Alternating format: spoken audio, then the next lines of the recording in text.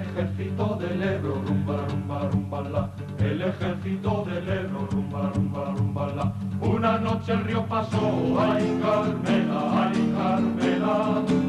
Una noche el río pasó, ay Carmela, ay Carmela.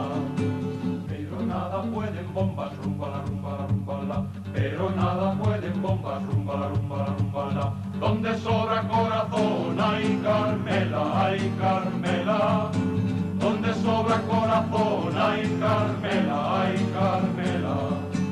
Contraataques muy rabiosos, rumba, rumba, rumba, la. Contraataques muy rabiosos, rumba, rumba, rumba, la. Deberemos resistir, ay Carmela, ay Carmela. Deberemos resistir, ay Carmela, ay Carmela. Pero igual que combatimos, rumba, la, rumba, la, rumba, la. Pero igual que combatimos, rumba, la, rumba, la, rumba, la. Prometemos resistir, ay Carmela, ay Carmela. Prometemos resistir, ay Carmela, ay Carmela.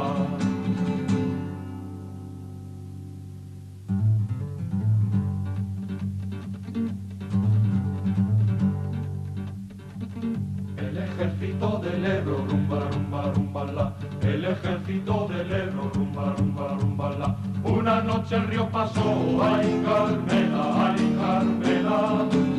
Una noche el río pasó, ay Carmela, ay Carmela. Pero nada pueden bombas, rumba, la, rumba, rumba, la. Pero nada pueden bombas, rumba, la, rumba, rumba, la. Donde sobra corazón, ay Carmela, ay Carmela. Donde sobra corazón, ay Carmela, ay Carmela.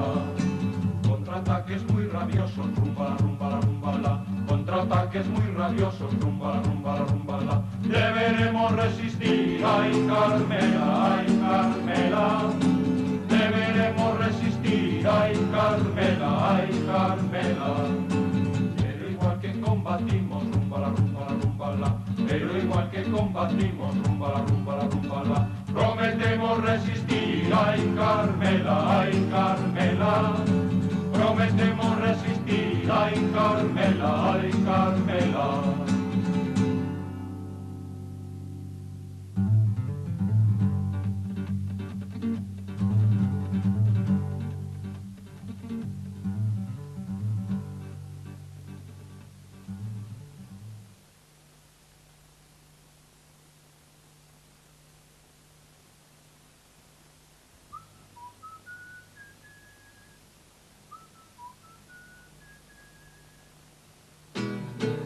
Puente de los franceses, puente de los franceses, puente de los franceses, mamita mía, nadie te pasa, nadie te pasa. Porque los madrileños, porque los madrileños, porque los madrileños, mamita mía, que bien te guardan, que bien te guardan. Madrid, que bien resistes, Madrid, que bien resistes. Madrid, que bien resistes, mamita mía, los bombardeos, los bombardeos. De las bombas se ríen, de las bombas se ríen, de las bombas se ríen, mamita mía, los madrileños, los madrileños.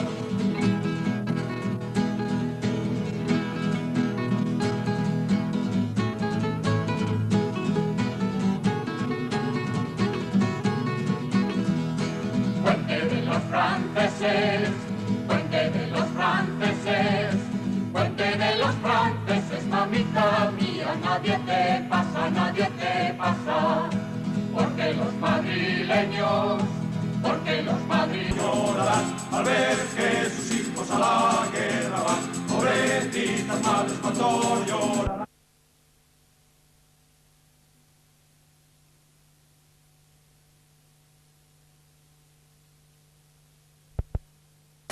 El tema de la guerra civil para unos es apasionante, para otros puede ser molesto, pero qué duda cabe que para todos es histórico. Y a lo que no puede renunciar un pueblo es precisamente a su historia. Tenemos con nosotros a Juan Ángel Ferrón Delgado, un militante de 15 años en la guerra civil, al que se le pueden dar varios calificativos. Por ejemplo, donde nadie le llamó, allí estuvo él. Es precisamente la guerra de la que vamos a hablar. También donde el dinero no sirve para nada o no tiene valor, allí estuvo él. Qué duda cabe que Juan Ángel Ferrón Delgado es un hombre de principios. Pocos pueden contar lo que no se ha escrito de la guerra civil, y ahí está él, Juan Ángel Ferrón. Aunque reacio al protagonismo y que por motivos de consanguinidad hoy lo tenemos ante estas cámaras, es profundo conocedor de la política y de su política. No ha comulgado nunca con rueda de molino. Es indestructible a la corrupción y al chantaje. Unos pueden llamarlo de patriota, otros que sepa Dios qué calificativo pueden darle. Pero qué duda cabe que es el protagonista de nuestra historia de hoy y también ha sido protagonista de la guerra civil. Aún hoy se niega a repostar en las nuevas gasolineras, en donde el automatismo permite al consumidor despacharse a sí mismo. Él, al verse sorprendido por este innovador servicio, reemprende de nuevo su camino, no sin antes haber dejado su mensaje de insumisión, con la misma energía que cortesía al operario de turno. El que quiera obreros, que los pague. Y después de haber hecho la presentación de Juan Ángel Ferrón Delgado, vamos a pedirle la opinión suya, que nos cuente esas vivencias fantásticas de la guerra civil. Bueno, pues has dicho de que fui a un sitio que no me llamaban. O no me llamaron. Sí me llamaron, sí. En la guerra, a pesar de que yo tenía 15 años cuando esta comenzó, decir que un chaval con 15 años empuñó un fusil para defender la libertad de su pueblo, casi resultaría decir que es cosa de chaval, cosa de un niño. Puede que haya parte de ello, pero he de decir que las bombas que tiraban los aviones que mandaba el general rebelde también mataban a los niños de 15 años. Entonces me enrolé en el 5º regimiento en el año 36. Pertenecí en principio a la 29 compañía de acero del referido 5º regimiento. Después se organizó el Ejército Popular de la República, donde ya se organizaron divisiones, se organizaron brigadas, y pasé a pertenecer a la 2ª Brigada de la 11 División de Lister, 4º Batallón, 4ª Compañía. Luché en principio en el Clínico, en la Casa de Campo, estuve en el Cerro de los Ángeles en la noche del 19 de enero, que se consiguió coger el Cerro de los Ángeles, aunque se perdió al día siguiente. Después pasé al frente de la Marañosa, esto ya en el mes de enero del año 37, estuve en los combates del frente del Jarama, también en enero y febrero del año 37, de allí pasé al frente de Guadalajara, a donde se le hizo la derrota a los italianos el día 12 de marzo del año 37.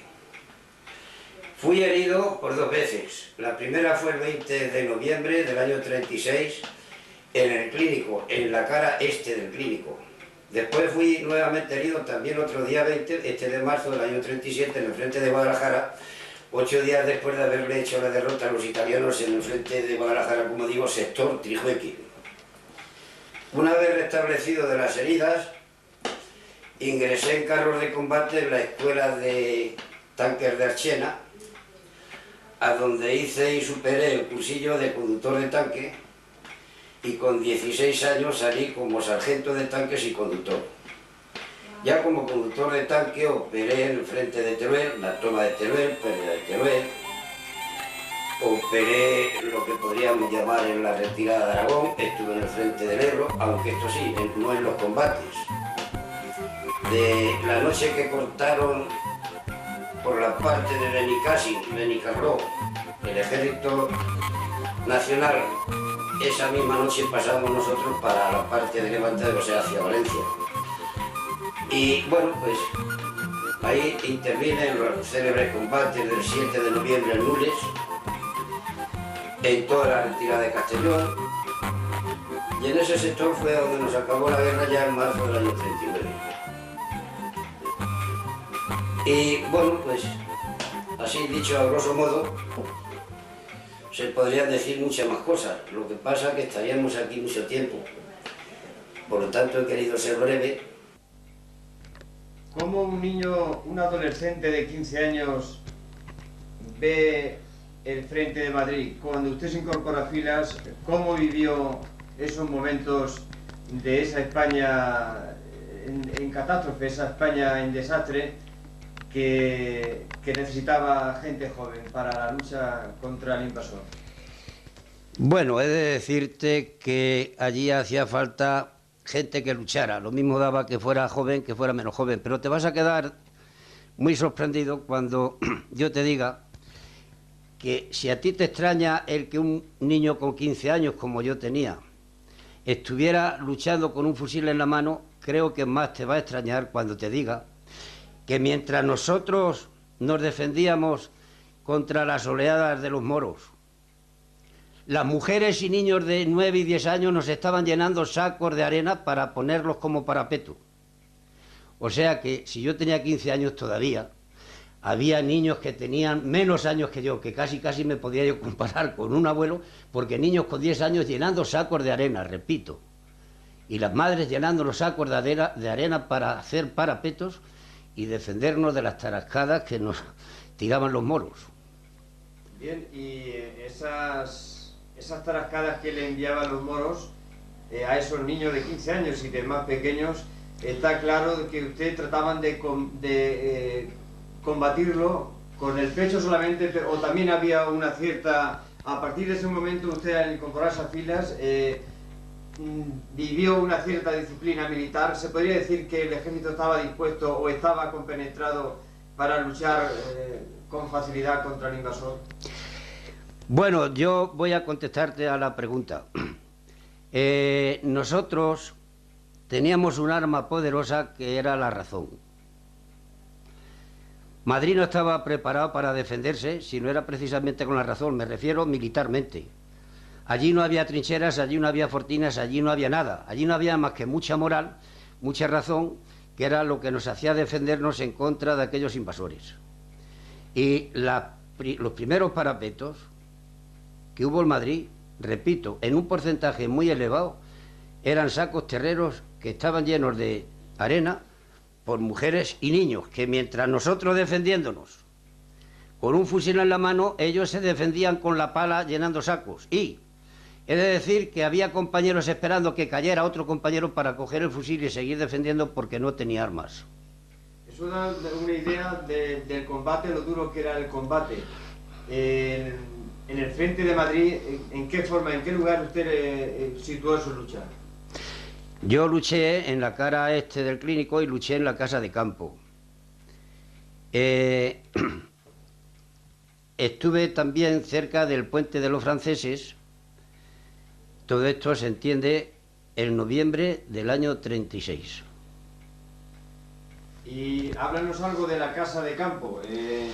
Bueno, de la casa de campo tengo que decir que allí las fuerzas del Ejército Nacional, en especial los moros, llegó un momento, un combate allí al lado del lago que no se veía el agua, porque de caballos muertos flotando en el agua y moros muertos flotando en el agua, aquello pues era un desastre, lo que es una guerra, exactamente lo que es una guerra.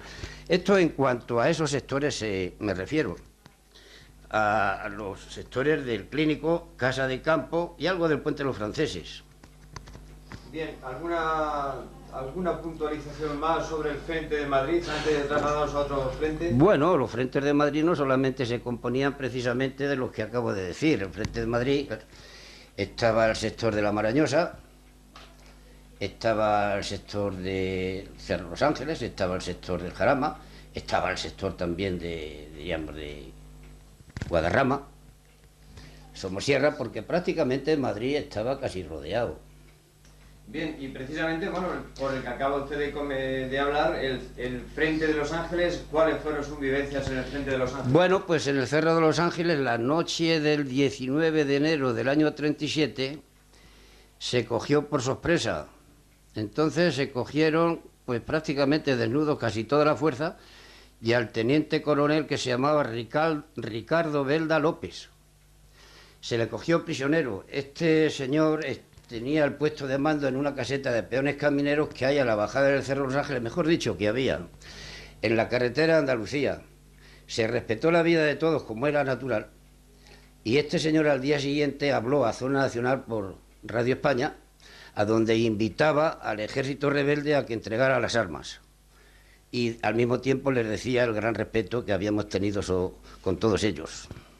Bueno, también sobre el Frente de Los Ángeles, ¿hay alguna iglesia en la cual usted ha podido constatar la artillería, la fuerte artillería que había en ese momento en el Cerro de Los Ángeles, ¿no? Bueno, sí, nosotros al día siguiente, o sea, al día 20, perdimos el Cerro de Los Ángeles, y enfrente del Cerro de Los Ángeles, aproximadamente a unos 5 kilómetros, existe un pueblecito pequeño que se llama Perales del Río.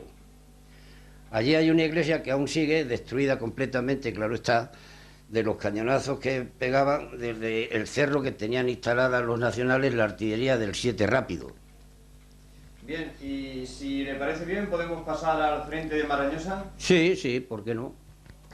Pues háblenos sobre este frente. Pues bien, los nacionales querían a toda costa acercar Madrid, y el objetivo principal que les quedaba era cortar la carretera de Valencia, que aunque no llegaron a cortarla, pero sí estaba batida por los cañones y las ametralladoras, incluso llegaban las balas de ametralladora, llegaban a la carretera de Valencia. No consiguieron llegar a ella, pero las armas sí, o sea, los cañonazos y balas y esto sí llegaron.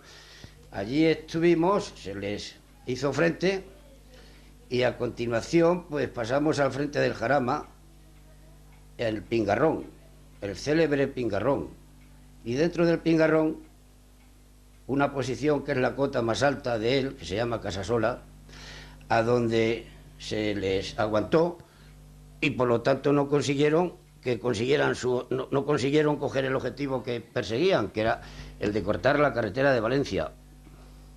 Bien, afortunadamente tenemos imágenes de Casasola y tenemos imágenes del Frente del Jarama, concretamente de los restos que hay del Frente del Jarama. Hemos conseguido pues imágenes de tipo de una especie de cuevas, al igual que también, bueno, usted ya háblenos sobre esas imágenes que tenemos activadas. Bueno, sí, esto es una táctica que empleó el Ejército de la República, diríamos, que era de cada X metros en la trinchera hacer un refugio. El objetivo de esto era ni más ni menos que cuando el enemigo quería atacar, primero hacía una preparación artillera, y entonces los soldados de la República se refugiaban en los refugios que había hechos exclusivamente para esto, y cuando ellos creían que ya allí no quedaría nadie por la cantidad de cañonazos que habían pegado, la sorpresa era mayúscula cuando atacaban y veían que allí había una resistencia tremenda. Y era que sencillamente lo que pasaba es que salían los soldados que estaban refugiados en el refugio que se hacía hasta el fin, y salían, se extendían por la trinchera, y esto es lo que después los nacionales decían, pero bueno, ¿aquí qué pasa? Si eso no ha quedado un metro que no haya caído un cañonazo. Esta resistencia que obedece, pues obedece precisamente que mientras ellos cañoneaban, los soldados de la República se refugiaban en el refugio para que no les pasara nada. Bien, y bueno, puesto que tenemos esas imágenes, ese reportaje que hemos hecho in situ en el Frente del Jarama, concretamente en el Cerro del Jarama, si tiene algo más que complementar, y si no, pues pasamos al Frente de Guadalajara, que es por orden cronológico el que le sigue, ¿verdad? Sí, sí, esto es... Hombre, habría muchas cosas que comentar. Allí precisamente fue la primera vez que atacamos el batallón Heredia de la Segunda Brigada de la 11 División de Lister. El primer día que atacamos allí al Jarama, llegamos al cuerpo a cuerpo. Es la primera y única vez que yo pues, me encontré en una batalla cuerpo a cuerpo en todo lo que duró la guerra del 36. Allí pues se podrían contar muchas cosas. Ya te he hecho referencia, allí se cogía agua de un aljibe, ese aljibe pues estaba teñido en sangre, el agua estaba teñida en sangre, porque el agua llovida caía sobre un patio de cemento y allí llevaban a los heridos, porque lo hicieron hospitalillo de urgencia, un hospital de urgencia, llevaban a los heridos, la sangre que les caía de las heridas iba al cemento, el cemento escurría con el agua llovida y esto al aljibe, y allí helábamos el agua, como la llevábamos de noche no nos dábamos cuenta, pero ese agua se llegó a beber teñida en sangre. Aparte de ahí del monte, los nacionales tenían unas trincheras y nosotros estábamos aquí aproximadamente a esta altura, entonces era monte y ahora pues ya no monte. Ahí la artillería del día es un día, se vio a pegarle cañonazos con granadas rompedoras, pero los primeros cañonazos, en vez de caer ahí, los primeros proyectiles cayeron sobre nosotros. Entonces el jefe de la brigada, que se llamaba Pando, se fue en busca de los artilleros y tuvo un agarrón con Gutiérrez Mellado, que era teniente de artillería con nosotros. Esto fue en el mes de febrero y el mismo mes él y el Estado Mayor se pasaron a la zona nacional. Aquí en esta parte conectábamos con un batallón de anarquistas que se llamaban los Leones Rojos, que dimos un ataque ahí por aquello de que ellos eran anarquistas y nosotros no lo éramos. En vez de salir atacando, no atacaron, nos pegaron un sobo a nosotros de 1000 pares de puñetas y ellos se reían encima. Eso ocurrió aquí en el mes de febrero del año 37. Y ya empezamos. Bueno, pues aquí mira trincheras de la época aquella y hay monte, como entonces todo esto que ahora está labrado, pues entonces era igual que esto, era monte. ¿Entiendes? Y esto, pues claro, trincheras de aquella época. Bueno, a decirte, esto no se ve.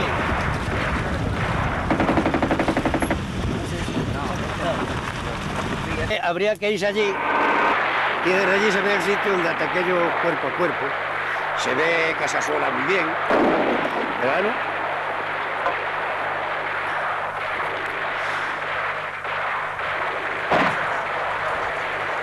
Bueno. Es un refugio con la trinchera, porque pasa que está tapado por el tiempo que lleva. Si no hay sitio donde se pueda pasar. Adentro. La trinchera grande.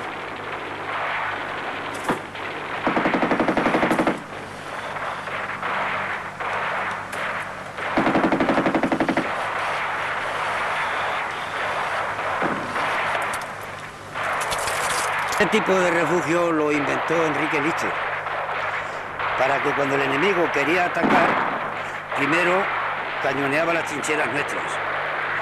Entonces, los soldados de la República se metían en estos refugios y cuando la artillería cesaba, el enemigo se creía que ya no había adversario enfrente. Y cuando atacaban, entonces salían nuestros soldados de aquí de las trincheras, de los refugios, se extendían por las trincheras y combatían al enemigo pensando ellos que no había enemigo aquí ya. ¿Comprendes? Esa fue la táctica que empleó Enrique Lister.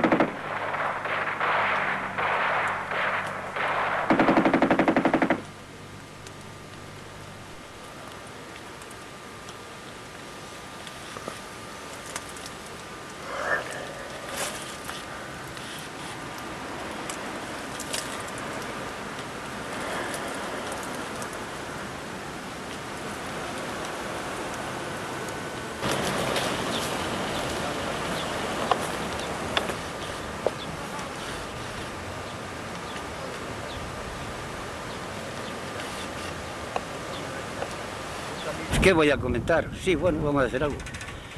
Pues la cota más alta, que se llama Casasola, del frente del Jarama, y esto era la zona del Pingarrón. Allí ellos se refugiaron en el mes de... a últimos de enero aproximadamente, y ahí estuvieron hasta que acabó la guerra. Y de eso ya no tengo más que decir. ¿No conoció por aquí al hijo de Alcalá Zamora? Sí, bueno, sí, sí. Al hijo de Alcalá Zamora era capitán del Ejército de la República y lo conocí aquí precisamente en este sector. Conocí al hijo de Alcalá Zamora y aquí estaba Miguel Hernández. Aquí estuvo el batallón del Talento también, además de en otros frentes, pero en este frente estaba la Internacional y aquí estaba el batallón del Talento a donde pertenecía Miguel Hernández, que como ya te tengo dicho era miliciano de la cultura, porque había milicianos de cultura de compañía y milicianos de cultura de batallón y milicianos de cultura de brigada y de división. ¿Sobre cuántos muertos habrá por este territorio? Pues zona? tengo entendido que hay aproximadamente entre un bando y otro unos 60.000. ¿Y batallas cuántas se celebraron? Aquí las batallas célebres fueron en el mes de febrero del año 37. En la primera quincena del mes de febrero del año 37. Sin embargo, a pesar de, bueno, pues del tiroteo constante que había entre un bando y otro, los pájaros, las codornices o las perdices no paraban de cantar. Las perdices las veías en pleno combate cantando porque ellas iban a lo suyo y no sabían nada, no entendían nada de guerra. Y las liebres las veías correr pues igual que las perdices. El objetivo que tenían aquí los nacionales no era ni más ni menos que a través del puente de Arganda cercar Madrid y empalmar con la batalla de Guadalajara, que esta se hizo en el mes de marzo, donde combatimos a los italianos que venían a ver si podían enlazar con estos de aquí a fin de dejar Madrid cercado. Esto fue en el mes de marzo y la derrota a los italianos se les hizo en el sector de Trijueque el día 12 de marzo del año 37. Salimos de esas trincheras que te he dicho, salimos por la tarde, cenamos en Guadalajara, capital, y amanecimos en un pueblo que se llama Torija, cerca de Trijueque, que esa noche ellos habían cogido Trijueque, que es el pueblo más próximo que hay a Torija, a donde se les mantuvo, y el día 12 se les hizo la derrota a los italianos. Día 12 de marzo del año 37. Bueno, usted tuvo ocasión de conocer a los italianos directamente, bueno, pues mediante el apresamiento directo, ¿no? En un pueblo... Sí, yo cogí a 6 italianos, yo personalmente cogí a 6 italianos en el frente de Guadalajara el día 12 cuando le hicimos la derrota, concretamente en Trijueque. Cogí, como he dicho antes, 6. 5 de ellos eran unos hombres que tenían aproximadamente unos 24, 25 años. Y otro andaba sobre los 40. Para mí todos eran viejos porque yo solo entonces tenía 15. Y yo personalmente los cogí. El viejo, el que tenía los 40 años aproximadamente, venía herido del cuello. Lo estuve curando. Después se le entregaron al capitán de la compañía, que era de Terrenueva, se llamaba Ramón Gómez, que ha muerto hace poco. Bien, usted sabe que aquella gente vino a España en unas condiciones... Bueno, pues los más jóvenes decían que estaban luchando en Abisinia y los trajeron. Los montaron en un barco y les dijeron que iban a Italia. Dice, cuando nos dimos cuenta, estábamos en Algeciras. Y el viejo era un hombre de izquierda que estaba en Italia preso por político y le pusieron 2 caminos, según las declaraciones que él hizo. O venir a luchar a España o lo fusilaban en Italia. ¿Yo creo que te referías a los sonidos?